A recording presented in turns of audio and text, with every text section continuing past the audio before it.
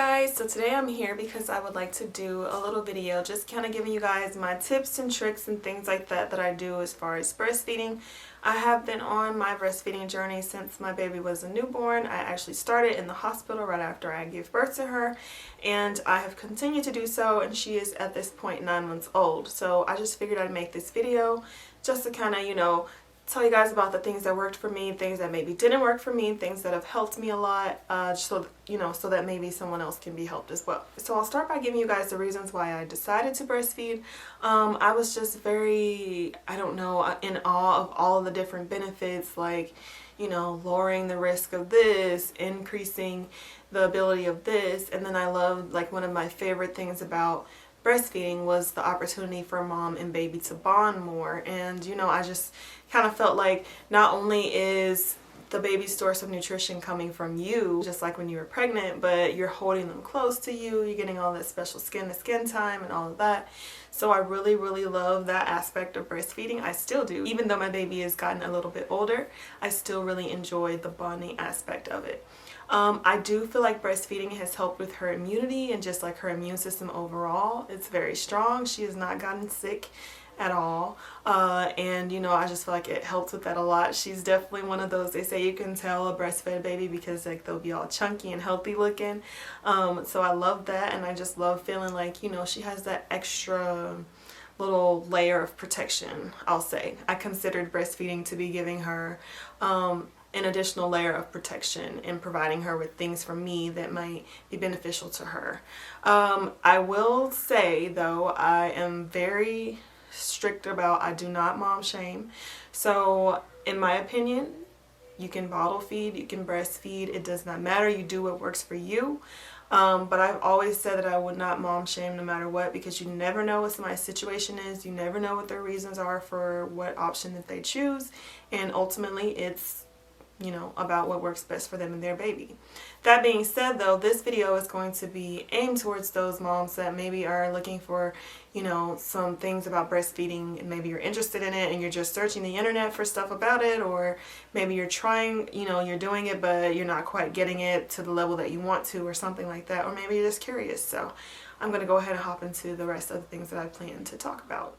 Alright, so what I consider to be one of the most important things about when you decide to breastfeed is making sure that you're able to keep your supply up. Because this is going to be like where your baby's main nutrition comes from. So whenever I think of breastfeeding, I like to think of it as wanting to stockpile like a plentiful amount. So things that I've done that I feel like help keep my supply up, I try and make sure I'm either pumping or feeding off of the breast like as much as I can. And I did notice that when I had what they call the little nursing vacations, which is basically where you spend a little time with your baby and you just offer them the breast like on and off. If I remember the details, I'll stick a little clip in here to show you guys. You can look it up yourself. It's called a nursing vacation, when you and your baby take some time and like all day long you just put them on and off the breast, on and off the breast. Kind of like sends the signal to your breasts that they need to produce more milk for your baby. So that was something that I feel like was very helpful early on. And then another thing that I noticed that I wasn't expecting, whenever I switched my baby too quickly from like breast to bottle, I felt like my supply kind of started to go, I wouldn't say decrease, but like it was just like a small little dip that I noticed. But that may be because my baby prefers the breast to the bottle, like absolutely 100%.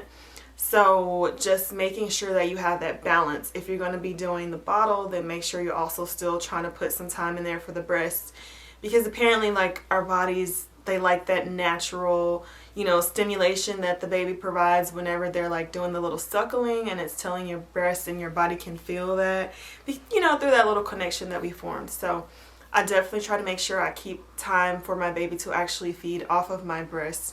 I try not to pump too much whenever, like if I can feed her, I try not to pump. I definitely try to pay attention to things that I'm eating and drinking. So in general, I try to eat pretty healthy. I do drink tons and tons and tons of water. I feel like all of the water like is just cleansing. It helps my body. It helps me not to get dehydrated when I'm breastfeeding so much. I just love like The water, I feel like, I don't know if it truly, like, scientific, from a scientific point of view, I don't know if water does that much, but I personally feel like water helps make sure my supply is where it should be. Another little thing that I do to make sure my supply like doesn't dwindle is I like to treat myself to a little bit of ice cream every few days. So I might have like a milkshake here, like a couple scoops there, you know, just something to kind of make sure that I'm replenishing like vitamin D. I also take like a little vitamin D supplement. And I make sure I am still taking my prenatals, just as important as it was when she was growing in my belly.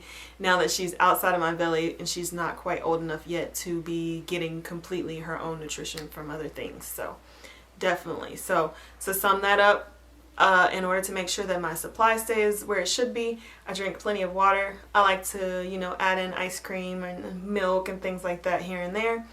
I still take my supplements. I take a vitamin D supplement, and I make sure to offer my breast to my baby as often as I can. If I have the choice between pumping or feeding her off the breast, I always go with the breast so that she can just continue to provide my body with the natural signal so that I know when, you know, my body knows it's time to produce more milk to feed my baby. I've been breastfeeding since my baby was born. We never really had any issues with latching and things like that. But I do want to say, if you start to seem like you're having issues with latching, or you feel like you're in your baby, like your baby's not getting enough, definitely make sure you reach out to resources. I know that I was offered like a lactation consultant. Thankfully, I didn't end up really needing any assistance whatsoever. I just kind of put her there and she latched on immediately. My baby girl, she breastfeeds from my breast so often that like my body produces, I would dare say I probably overproduce a bit. So I definitely have to wake up over in the night at least once. If I don't wake up, I wake up with like, they're literally like swollen with milk, and I try to avoid that. So definitely on my schedule, I lay it out, and I try and get my pump supplies ready before I go to bed. So if I'm a little sleepy, it's not as bad. And then I stick to my schedule, pump, bag it, put it in the freezer, clean everything out, and head on back to bed. So that's kind of the routine that I like to stick to when planning out my pumping.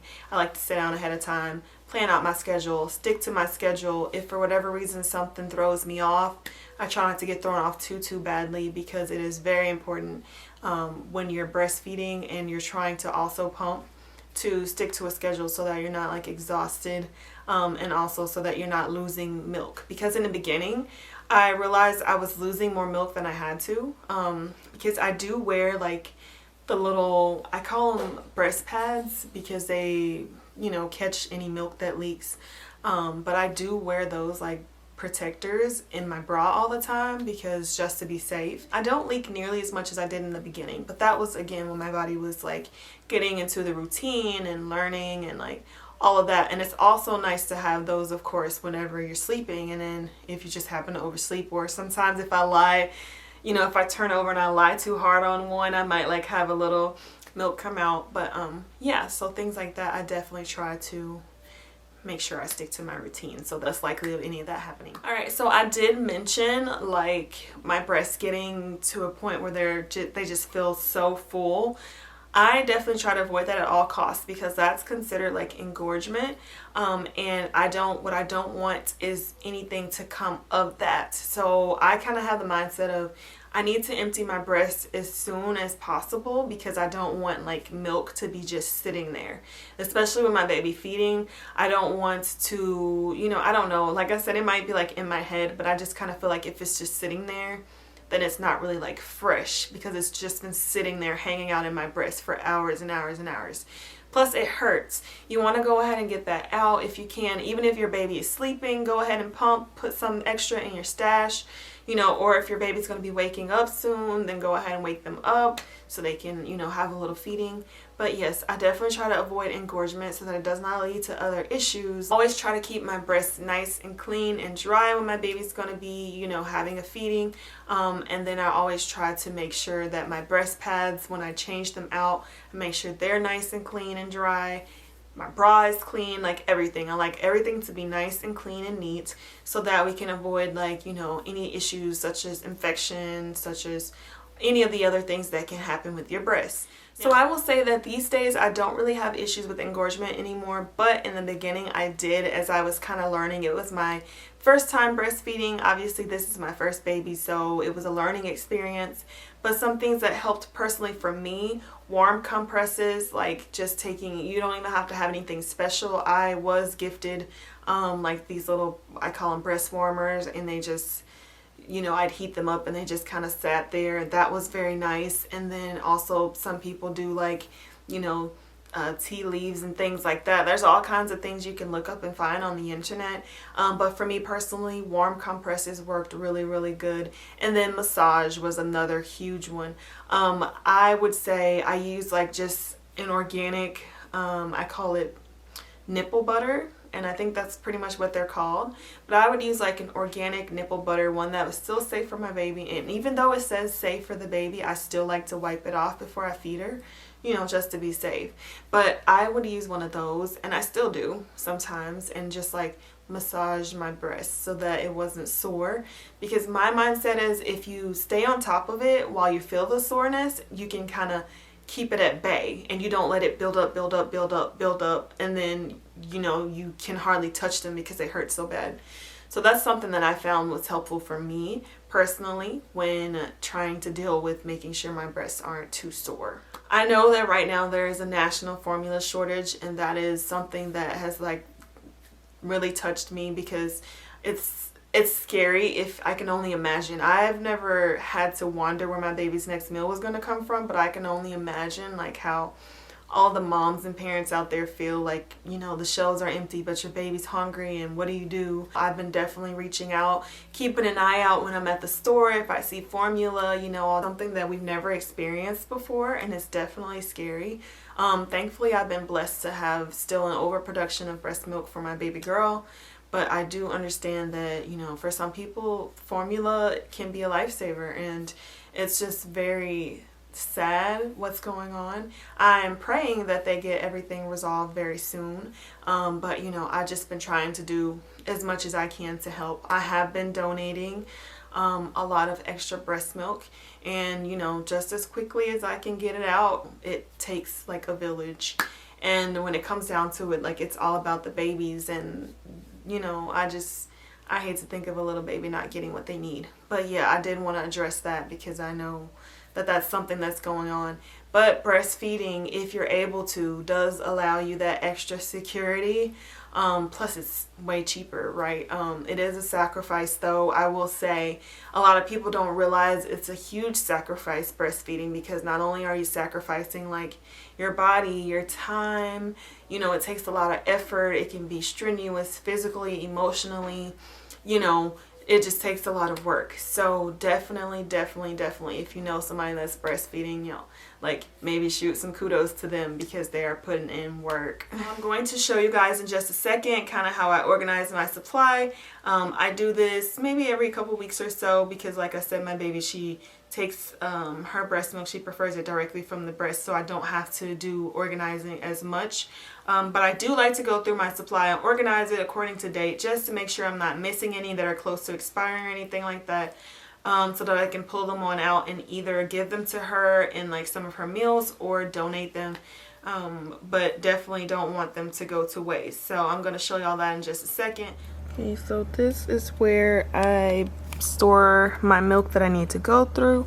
The rest of it is still in the garage, in the freezer, but I go ahead and bring like a nice amount inside whenever it needs to, like I said, be kind of checked as far as dates and all of that.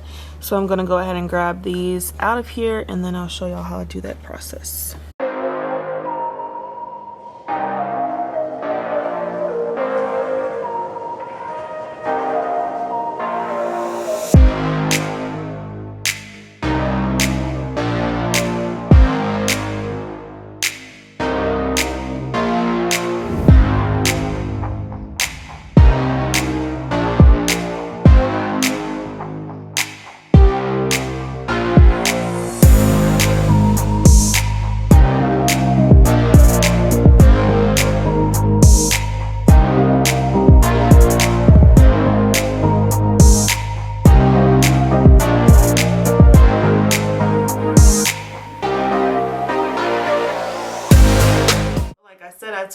keep my supply up, things I do to help with engorgement and soreness, the reasons why I started breastfeeding, how long I've been doing it, how long I plan to do it. I'm not quite sure just yet. I might do like baby-led weaning. I don't know.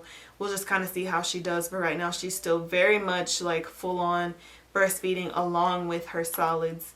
But I've told you guys, like, you know, I've shared my thoughts about the formula shortage. I've told you what I did with my excess supply. I hope that this video has been helpful to someone. I hope that you guys have enjoyed it. I will see you in the next one.